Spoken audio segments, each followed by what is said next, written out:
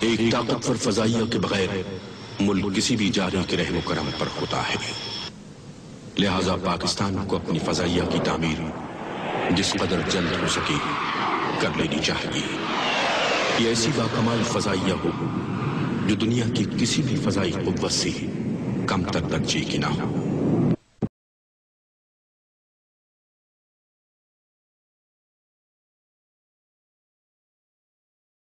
مشرق اور مغرب کے کفر کی راہ میں اگر اللہ نے کوئی آخری چٹان قائم کی ہے تو یہ اللہ کے حکم سے یہ پاکستان کی ریاست ہے۔ 47 کے بعد کہا تھا کہ یہ پاکستان بچے گا نہیں، اللہ کے فضل سے ہم بچے ہوئے ہیں۔ 1971 کے بعد جب غداری سے انہوں نے ہمیں چوٹ لگائی، انہوں نے کہا پاکستان بچے گا نہیں، اللہ کے فضل سے ہم بچے ہوئے ہیں۔ جب ہم نے سوویت یونین سے ٹکر لی، دنیا نے کہا اب تو پاکستان بچے گا ہی نہیں، ہم ہیں وہ نہیں ہیں۔ جب ہم نے ایٹمی پروگرام اپنا شروع کیا تو ہنری کسنجر لاہور میں آ کے تھریٹ کرتا ہے we'll make a horrible example out of you۔ اللہ کے فضل سے we are still here and we'll make a horrible example out of you۔ انہوں نے پاکستان پر سینکشنز لگائیں کہ پاکستان کبھی ایٹمی طاقت نہ بن سکے۔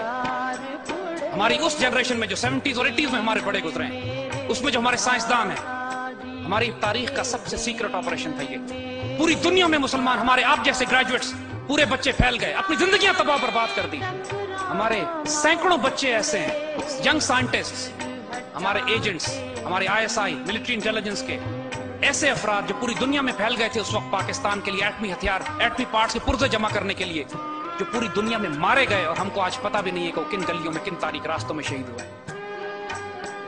لیکن ٹکڑے ٹکڑے کر کے یہ چیزیں پاکستان پہنچنا شروع ہوئی اور کفر کے پورے زور لگانے کے باوجود الحمدللہ 80 کی دہائی میں اللہ کے حکم سے ایٹمی طاقت بن چکے تھے، لیکن ہم نے اس کا اعلان نہیں کیا۔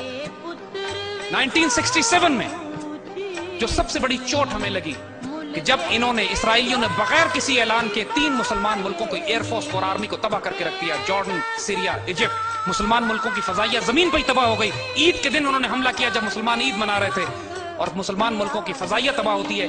خطرہ یہ ہوتا ہے کہ تمام مسلمان ملک اب اسرائیل کے قبضے میں چلے جائیں گے۔ پاکستان ایئر فورس سے مدد طلب کی جاتی ہے، پاک فضائیہ کے دستے جاتے ہیں اور اللہ کے حکم سے ہم اسرائیلیوں کو مار کے گراتے ہیں۔ 1965 میں اس سے پہلے اللہ کے فضل سے ہم انڈین ایئر فورس کا غرور خاک میں ملا چکے ہوتے ہیں۔ ایم عالم صاحب 30 سیکنڈ میں 5 انڈین جہاز شروع میں ہی مار کے گراتے ہیں، اس کے بعد انڈینز کو جرأت نہیں ہوتی کہ پاکستان میں داخل ہوں۔ اللہ کے فضل سے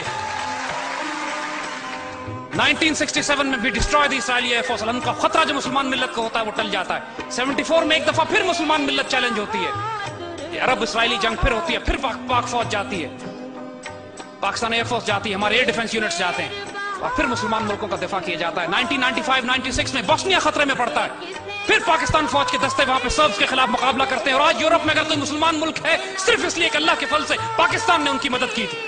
1981 میں اسرائیلیوں نے عراق کا ایٹمی ریئیکٹر تباہ کیا، 84 میں یہ پاکستان کا ایٹمی ریئیکٹر تباہ کرنے کے لیے آئے تھے۔ اس وقت ہمارے پاس F-16 تھے، لیکن F-16 کی ہماری اتنی رینج نہیں تھی کہ ہم اسرائیل پہ جوابی کارروائی کرتے اور واپس آتے۔ پاکستان نے تھریٹ کیا دہلی کو اور اسرائیل کو، دونوں کو، کہ ہمیں نہیں پتا جہاز کس طرف سے آئیں گے، ہمیں نہیں پتا جہاز کی وارننگ، اس کے اوپر مارکنگ کس کی ہوگی۔ ہم ایک بات جانتے ہیں، اگر کہوٹا پہ بومنگ ہوئی تو اس کے بعد دہلی اور تل اویو کو ہم فلیٹ کر کے رکھ دیں گے۔ پاکستان ایئر فورس کے پائلٹ سے پوچھا گیا کہ ون وے مشن ہے، ون وے مشن ہے، صرف اسرائیل پہ آپ بومنگ کے لیے جا سکتے ہیں، واپس نہیں آ سکتے، کون والنٹیئر کرے گا؟ Would you believe it? The entire F-16 squadron had raised their hands. They were volunteering for this. 1998 میں اللہ کے فضل سے ہم نے نیوکلیئر ایکسپلوژن کیا اور اللہ کے فضل سے انڈونیشیا سے لے کر موراکو تک مسلمانوں نے اس طرح چراغاں کیا جیسے پوری امت مسلمہ میں عید کا دن اس دن تھا، 28 مئی 1998۔ اس دن فلسطین کے بچوں نے اسرائیل کو مخاطب کر کے کہا تھا Now we are a nuclear power.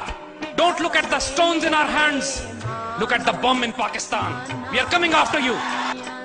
2007 کے بعد پاکستانی پیٹریوٹس نے، پاکستان سے عشق اور جنون کی حد تک پیار کرنے والوں نے، اللہ کے رسول کے امتیوں نے، وہ جن کی آئیڈیالوجی اسلام ہے، جن کی جو صرف سبز گنبد اور سبز ہلالی سے عشق کرتے ہیں، انہوں نے یہ فیصلہ کیا کہ اس پاکستان کے دفاع میں اپنی جان، مال، عزت اور آبرو قربان کریں گے انشاءاللہ۔ ہم نے اس کو بناتے ہوئے 50 لاکھ شہداء دیے تھے، ابھی اس کو بچاتے ہوئے ہم نے 10,000 شہید بھی نہیں دی۔